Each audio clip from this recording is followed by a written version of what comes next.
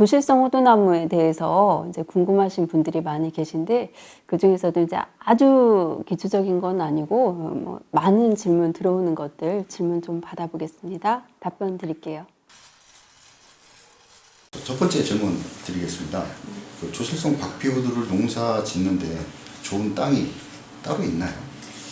좋은 땅이라기보다 이제 호두나무뿐만이 아니라 다른 나무, 과실수나 유실수도 마찬가지로 되는 땅이 있고 안 되는 땅이 있잖아요. 예를 들어서 버드나무가 잘 자라는 곳은 물이 나는 곳이에요. 그런 데는 다른 나무들은 잘 자라지 않는 것처럼 호두나무도 물이 나는 곳은 안 돼요. 그래서 배수가 기본적으로 잘 된다는 조건은 있어야 하고, 바닷가에서도 마찬가지로 다른 나무도 자라지 못하는 것처럼 염도가 많은 곳에서도 호두나무는 자라지 못해요. 가을과 봄 식재는 언제가 적당할까요? 가을 식재, 봄 식재 가능하긴 한데요. 아무래도 가을 식재는 뿌리 활착률이 훨씬 더 높아서 가을 식재가 훨씬 더 유리합니다. 뿌리 활착률이 높은 건 가을이 맞지만 기본적으로 조실성 호두나무를 재배할 때는 밑거름이 좀 많이 들어가줘야 되거든요. 근데 이런 준비가 됐다는 조건, 동일한 조건에서 가을 식재가 유리한 거지, 만약에 준비가 안 됐는데도 불구하고 무리하게 가을 식재를 하실 필요는 사실 없고, 그런 준비가 된 동일한 조건이 가을 식재가 유리, 그리고 만약에 준비가 안 됐다면 그런 준비까지 마치고 봄 식재를 하시는 것도 괜찮습니다. 경사진 논밭에도 조실성 박피호두 농사가 가능한가요? 가능하죠. 일단 경사가 있다는 건 이제 저희가 이제 작업을 할 때는 기계화가 가능하느냐 가능하지 않느냐를 사실 경사도 여부로 설명을 하는데, 기계화가 가능하지 않은, 기계 장비가 들어가지 못하는 경사도 재배는 가능합니다. 다만 과원 조성을 할 때 그 경사를 우리가 어떻게 조금 더 활용하는 방법을 좀 찾아야 되는데, 경사가 있는 땅을 굳이 이렇게 식재를 한다고 하면 그 경사를 이용해서 수확이라도 자동화되게끔 과원 조성을 하시면 유리하죠. 그러면 병땅 몇 주 정도 심어야? 가장 많이 받는 질문 중에 하나인데, 내가 가지고 있는 땅에 만약에 1000평이라고 하면 그 1000평에 몇 주를 심을 수 있느냐, 이런 질문을 사실 가장 많이 주시기는 하는데요. 식재 간격이나 들어가는 식재 주수는 사실 재배자가 결정을 하셔야 돼요. 재배자가 결정을 하셔야 되는데, 예를 들면 나무의 수고를 얼마만큼 키울 건지, 그리고 나무의 수형, 나무 모양을 어떻게 잡아서 식재 간격은 어떻게 간격 조절을 해야 되는지, 그리고 내 과원이 뭐 아까 말씀하신 것처럼 임야, 경사가 있는 땅인지 아니면 평지인지 따라 그 기계화가 가능한 여부에 따라 열간 간격을 또 어떻게 해야 되는지, 그리고 과원의 규모에 따라 내가 작은 규모인지 아주 광범위한 넓은 규모인지에 따라 내가 들어갈 장비 규모가 달라지니까 그 장비 규모에 따라서도 열간 간격이 달라질 수 있기 때문에 여러 가지 요건에 의해서 사실 재배자가 결정을 해야 되는데, 저희는 이제 조언을 해드리자면 나무의 수고는 저희가 3.5m로 재배하기를 권해드려요. 물론 재배자가 그거보다 수확량이 좀 적더라도 낮게 재배를 할지 조금 더 높게 재배를 할지는 결정을 하셔야 되는 부분이지만 3.5m의 수고를 재배를 하기를 권해드리고, 나무의 수형도 사실 원추형으로 권해드려요. 근데 사과 농장에서도 나무 수형에 따라 식재 간격이 많이 붙었어요. 지금 제가 알기로는 40cm까지도 붙었다고 알고 있는데, 그 식재 간격이 그 수형에 따라 달라질 수 있는 부분이라 이것도 재배자가 결정을 하셔야 되는 거죠. 지금 현재 수고를 3.5m 원추형으로 식재를 하셨을 경우 저희는 1.5m에 3.6m 정도 권해드립니다. 정원님께서는 저와 같이 농사를 모르거나 초보자들도 쉽게 호두를 접할 수 있도록 아주 편안하고 자세하게 설명을 해주셨는데요.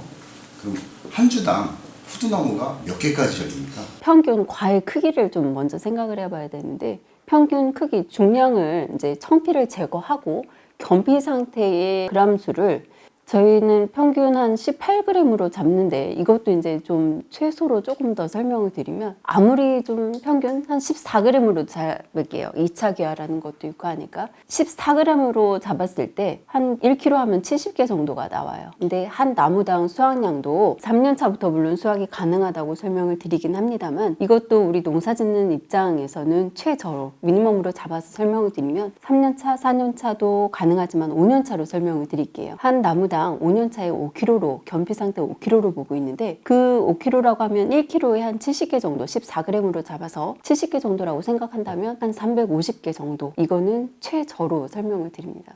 그러면 한국 호두 산업에서 공급하는 호두의 묘목은 어떤 종류의 묘목일까요? 품종을 말씀하시는 건지. 네. 예, 유성 박효두 품종들은 다 하고 있습니다. 예를 들어서 8518, 관액, 진년, 풍요, 열린 모든 품종을 다 취급하고 있는데 저희가 이제 수매하는 입장에서 볼 때 상품성이 가장 좋은 품종을 권해드릴 수밖에 없어서 지금 현재는 열린을 주 품종으로 하는 열린과 풍요를 가장 많이 권하고 있는 중입니다. 사과나무와 호두나무 같이 식재해도 되나요? 그러니까 사과나무 자체의 특성이 충매하잖아요. 벌이 매개체가 돼서 수분수 역할을 해주는 그런 것 때문에 아마 그런 질문을 주시는 것 같은데 호두나무는 기피식물이에요. 다른 나무, 다른 벌레들이 좋아하지 않는 향을 가지고 있어서 긍정적으로는 좋죠. 충해의 피해가 좀 덜하니까. 호두 과원이 이렇게 있고 사과나무 한 그루가 있다고 한다면 그 향 때문에 벌이 날아오는 걸 조금 막지 않을까 이런 얘기 때문에 그런 얘기가 나왔던 것 같은데 과원 대 과원이라면 전혀 문제가 없어요. 이 호두 과원이 이렇게 있고 사과나무 과원이 있다고 해서 벌이 그 역할을 못하지는 않습니다. 아마 그런 부분 때문에 질문 주신 것 같은데 크게 문제 없습니다. 호두나무가 꼭 수분수가 필요하나요?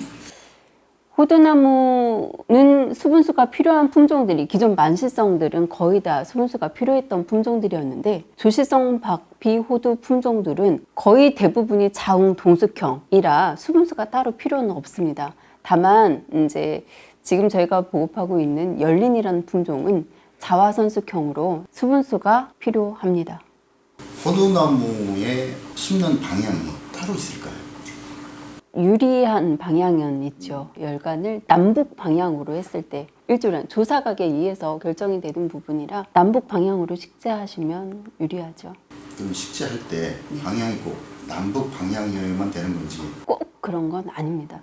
다만 이제 남북 방향으로 하시면 제일 좋은데 우리가 여러 가지 요건 과원에 있으면 모든 과원이 네모 반듯하지도 않고 모든 과원이 남북 방향으로 진입로나 농작업로가 만들어져 있지는 않거든요. 편의상 업무 편의상 뭐 작업로에 의해서도 결정이 되고 땅의 모양에 의해서도 결정이 되고 여러 가지 요건에 따라 달라질 수 있는데 남북 방향으로 식재를 하시는 게 훨씬 더 유리하죠.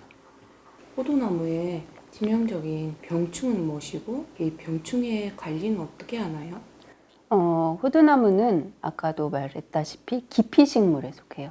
은행나무나 온나무처럼 다른 이제 벌레들이 좋아하지 않는 특유의 향을 가지고 있는데 그래도 1년에 4번 정도 방제하길 권해드리는데 그 부분은 오리존벌레, 박쥐나방 애벌레 이런 피해가 있을 수 있어요. 그래서 살충제 해주셔야 되고 그리고 여름에 고온다습할 때 탄저에 치명적이어서 탄저균에 대한 대비도 방제도 해주셔야 돼요.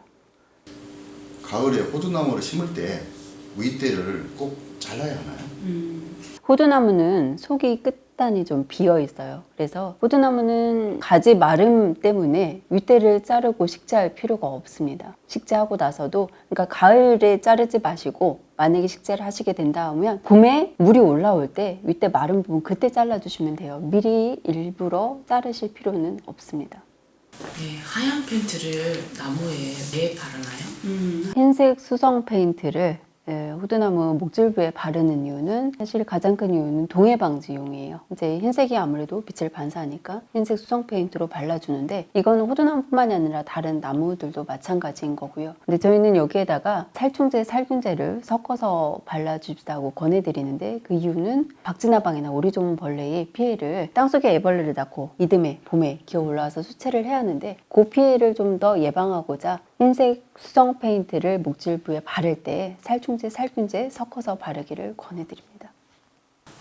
마지막 질문입니다. 호두나무 가지마름 대비는 어떻게 해야 될까요? 네, 호두나무는 끝단이 좀 비어 있어서 저기 가지가 좀 잘 마른 편인데 가지 마름에 대한 대비로 뭐 우리 동해 방지로 백도제를 칠하는 것도 있지만 거기에 난황류라고 해서 난황류를 발라주거나 아니면 그것도 아니면 그냥 우리 식물성, 동물성 기름이라도 나무 수채 전체에 발라주면 제일 좋고요. 거기에다가 신문지 한두 겹 싸주는 것까지 해주시면 겨우내 가지 마름에 대한 대비는 완벽하게 하실 수 있으십니다. 오늘 궁금하신 점 몇 가지 질문에 대해 답변 드렸는데요. 호두나무 재배를 계획하시는 분이거나 아니면 실제 재배 중이신 분들이 질문 궁금하신 점이 많을 것 같아요. 질문 남겨주시면 간간히 이렇게 자리 마련해서 답변 드리도록 하겠습니다. 감사합니다.